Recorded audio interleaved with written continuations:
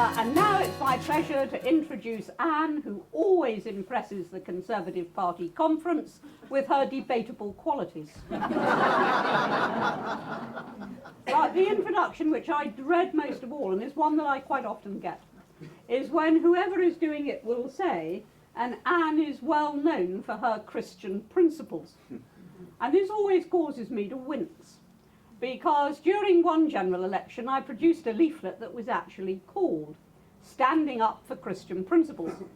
And I was in the very busy centre of Maidstone one day, and it was a Saturday, so because it was a Saturday, the whole town was jam-packed, it was just full of people. And my agent had just finished transferring a whole lot of election literature from his car to my car, and he was driving away. And I suddenly noticed that he hadn't left me any of this particular leaflet. Whereupon the whole of Maidstone heard me hail on my loudspeaker, "Brian, come back! I haven't got any Christian principles." And you know, it's a matter of record that my majority went up.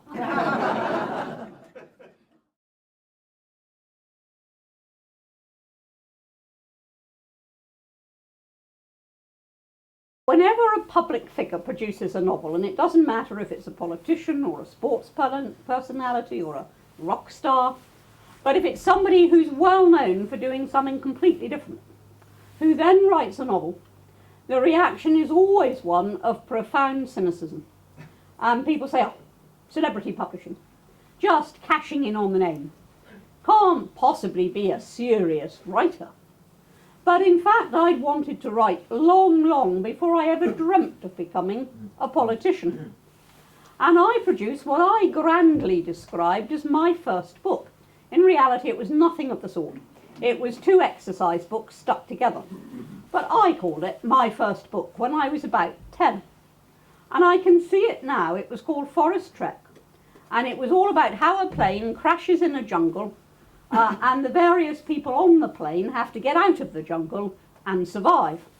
Well, they didn't, not one of them, because I was such a happy little soul. And when in later years people have said to me, "Oh dear Anne, the clematis tree is a bit draining in places," I think, "Oh, you should have tried Forest Trek."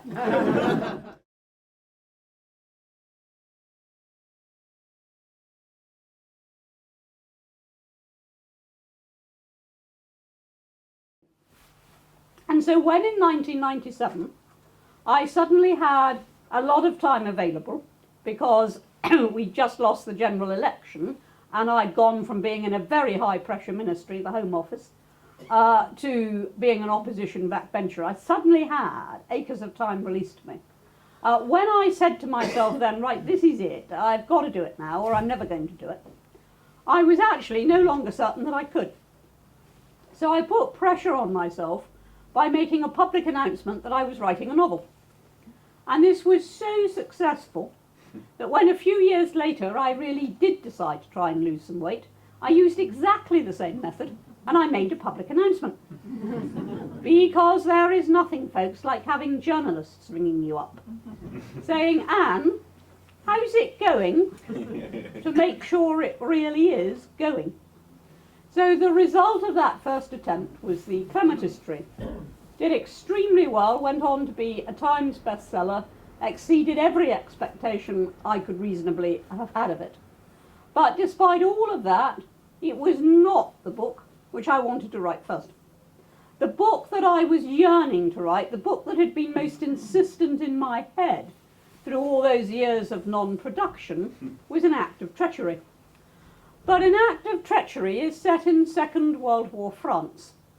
In other words, in a country in which I've never lived, and during a period in which I didn't live, just. And I knew the research would be mammoth, absolutely huge.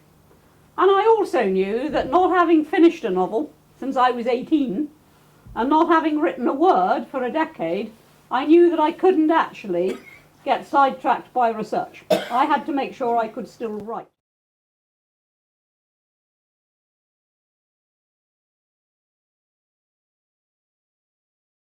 But the biggest judgment of all I had to make was Fit Club. Because on the one hand, ginormous ratings, 8 million people used to tune into Fit Club.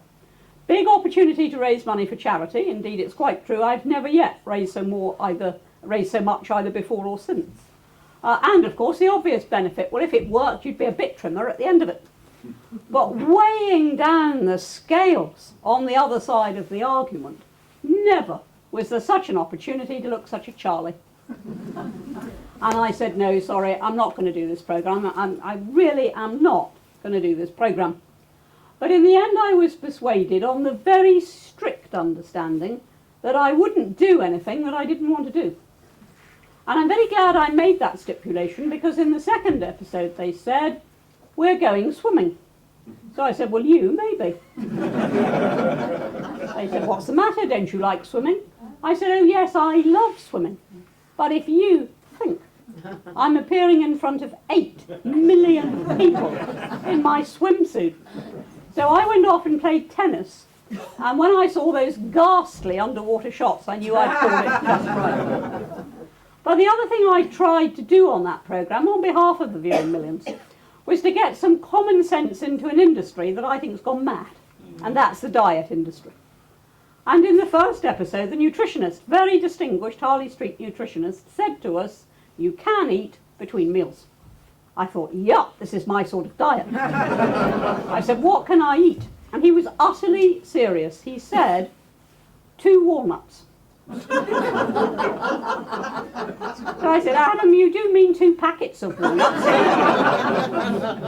2 walnuts. So I said, well, you wouldn't keep a budgie going on 2 walnuts. And there's no way I'm signing up to 2 walnuts, and I didn't.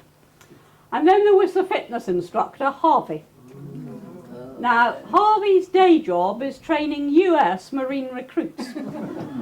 And the way he organises his life is, he's in the States all week training Marines, flies to Britain on a Friday night to train Fit Club, flies back on a Sunday night to train Marines. So he's always doing that. And therefore it's not very surprising that occasionally he used to get us muddled up. And there came a moment when I said to him, Harvey, if I'd wanted to join the SAS, I would have applied for the SAS, but I can't do that, and I didn't. And in the end, I think they were tuning in to see who I was going to be rude to next.